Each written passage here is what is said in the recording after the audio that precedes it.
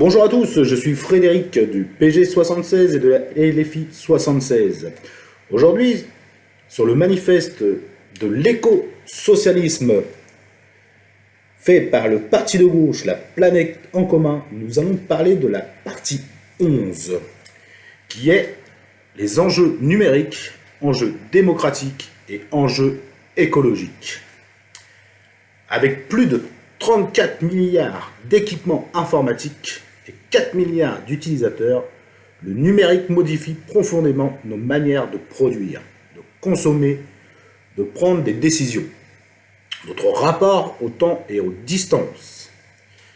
Il bouleverse également la façon dont les individus interagissent entre eux.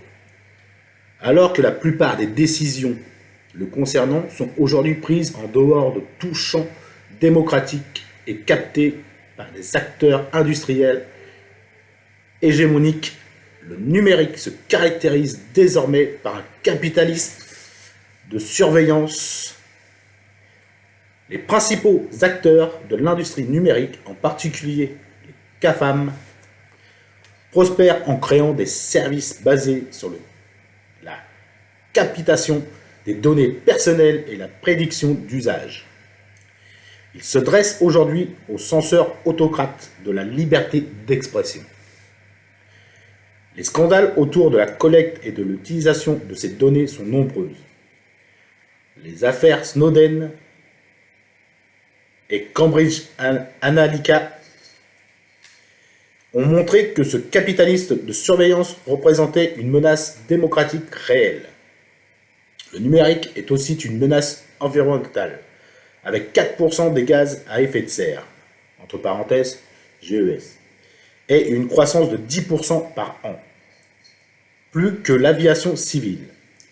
Il s'accompagne des répercussions sociales, travail infantile en Chine, ubérisation du travail, exploitation des travailleuses du clic. Le numérique a aussi exclu 14 millions de Français touchés d'électronisme, entre parenthèses, fait de ne pas posséder les compétences informatiques de base et d'être en incapacité de se servir d'Internet.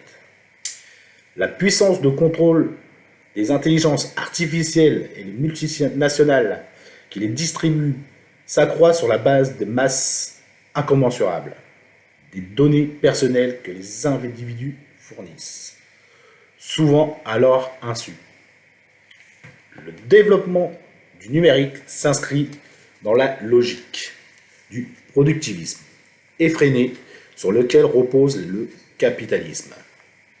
Il l'interroge sur l'isolement social, les conditions de travail et les effets psychologiques sur le télétravail. La maîtrise publique des données autour de la notion de commun et la transparence des algorithmes sont aujourd'hui des enjeux démocratiques majeurs. Le déploiement du numérique crée des rapports de domination et d'exploitation entre les pays et internes à nos sociétés. L'écosocialisme pose en alternative des choix d'orientation du numérique démocratique, vecteur d'émancipation et de non-d'aliénation. Il garantit les libertés et la souveraineté individuelle et collective.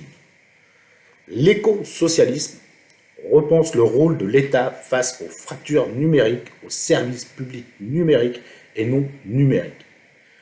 L'écosocialisme prône et promeut la création d'autres modèles libres et ouverts, décentralisés, soutenables au plan social et environnemental. Voilà pour la partie 11. La prochaine vidéo, la partie 12 de l'écosocialisme, des 26 thèses pour l'écosocialisme de la planète en commun,